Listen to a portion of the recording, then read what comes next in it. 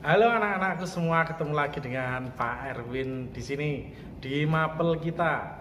Mapel prakar, ya salah ngomong biasa. Siang, ya kan? Nah, di sini kita akan meneruskan pembahasan kita kemarin. Kita kemarin telah membahas tentang kayu, ya kan? Nah, ini sekarang kita akan masuk ke pembahasan berikutnya, yaitu kita akan membahas tentang bambu. Nah, apa itu bambu? Kalau di tempat kita, daerah kita, bambu dikenal dengan nama pring. Nah, kita akan mencoba mengetahui bambu itu apa. Nah, menurut pengertian, bambu itu adalah tanaman jenis rumput-rumputan dengan rongga dan ruas di batangnya. Nah, bambu itu adalah sejenis rumput. Jadi kalian jangan sampai salah. Jadi salah mengira terus, wah bambu itu apa ya, pohon termasuk apa? Enggak, bambu itu termasuk rumput-rumputan, tapi karena dia tumbuh besar, jadi spesial dia. Nah, terus kalau nama lainnya di daerah lain, bambu itu dikenal dengan nama buluh, aur, dan eru. Kalau di tempat kita Kudus terkenal dengan nama pring, nama daerahnya. Nah, di dunia ini bambu merupakan tanaman dengan sistem pertumbuhan paling cepat karena memiliki sistem rizoma dependen yang unik. Dalam sehari bambu dapat tumbuh sepanjang 60 cm atau lebih. Tergantung dari mana? Tergantung dari letak bambu itu tumbuh. Kalau dia di tempat yang subur, pertumbuhannya akan lebih cepat lagi. Dan kalau di tempat yang tidak subur, pertumbuhannya agak lambat. Nah, terus bambu terdiri dari dua tipe. Yang pertama monodial dan yang kedua simpodial. Monodial itu apa toh? Nah, bambu tumbuh dengan panjang dan lurus dan tumbuhnya sendiri-sendiri. Kalau istilahnya di daerah kita itu adalah dapur. Kalau dapur itu kan terdiri dari satu rumpun bambu yang tumbuh secara bersamaan. Nah, bambu itu yang monodial, lihat tumbuh sendiri-sendiri, itu biasanya tumbuh di daerah yang memiliki 4 musim. Kalau Indonesia tropis, bambu yang tumbuh itu adalah bambu simpodial. Batang lebih pendek, serta ada beberapa bambu yang merambat dan tubuhnya tidak beraturan. Nah, seperti apa? Seperti rotan itu tumbuhnya. Kadang dia melingkar, merambat pada pohon-pohon yang ada.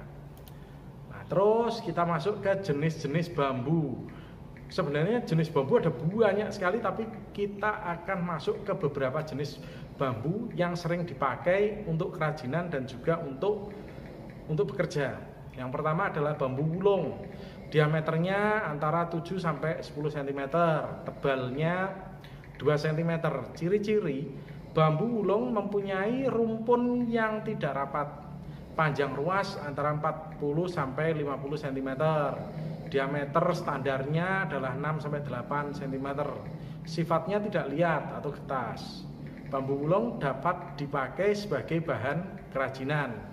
Kalau warnanya ada beberapa warna, biasanya dia dominan ke arah hitam, terus hijau kehitaman, ungu tua, dan juga kadang ada bergaris kuning muda. Kegunaan biasanya dipakai untuk anyaman, hiasan, dinding, dan rusuk rumah atau usuk. Nah, bambu apus, dia diameter 7 sampai 8 dengan ketebalan sama seperti wulung 2 cm.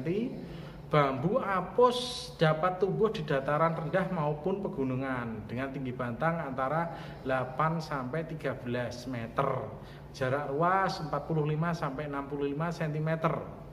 Diameter rata-rata biasanya antara 5 sampai 8 dan tebal bisa dari 3 sampai 15 mm.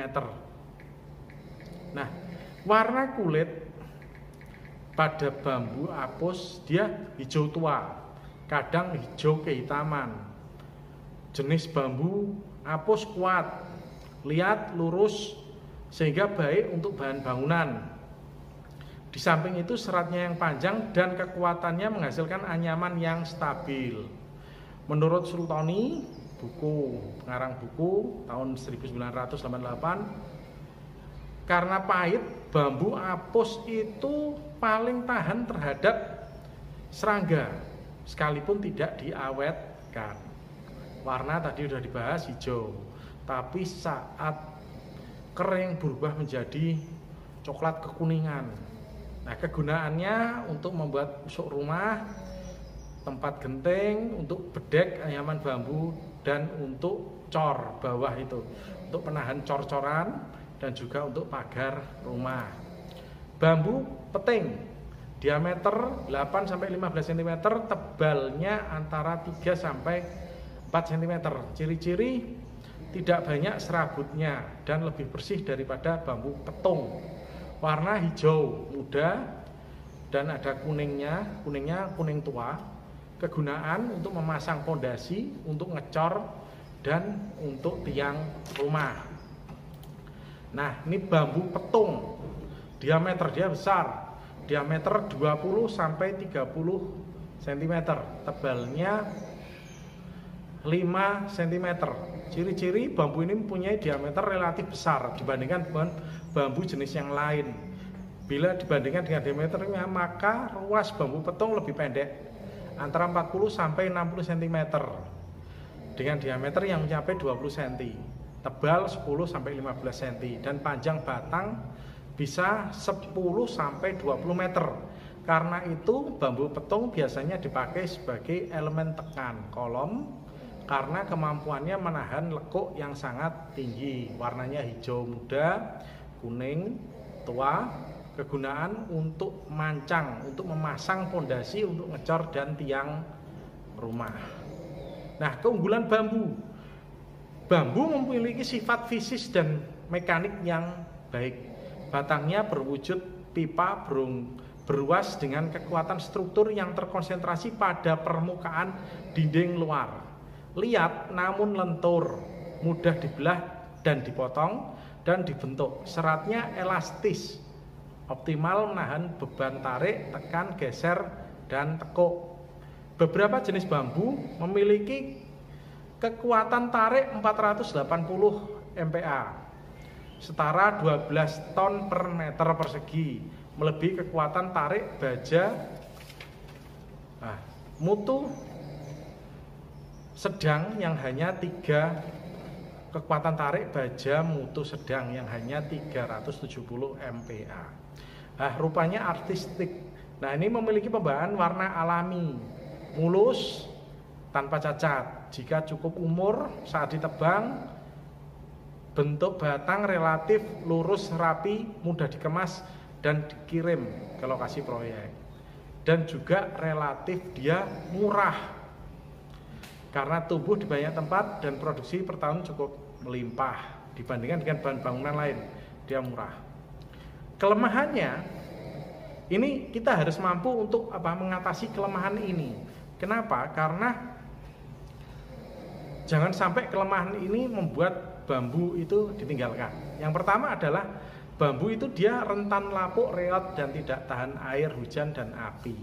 Makanya kita harus menempatkan, posisikan bambu itu ditaruh di mana. Jangan terlalu lembab dan juga jangan sampai di dekat perapian, nanti terbakar. Rawan terkena hama jamur, lumut, rayap, bubuk, dan sejenisnya. Nah, ini kita harus bisa mengatasinya dengan pengawetan, baik secara alami maupun kimiawi. Nah, dalam pengerjaannya ada beberapa hal yang sulit, seperti ketika kita menyambung antar bambu. Nah, ini harus pakai material yang lain. Nah, sekian dari saya.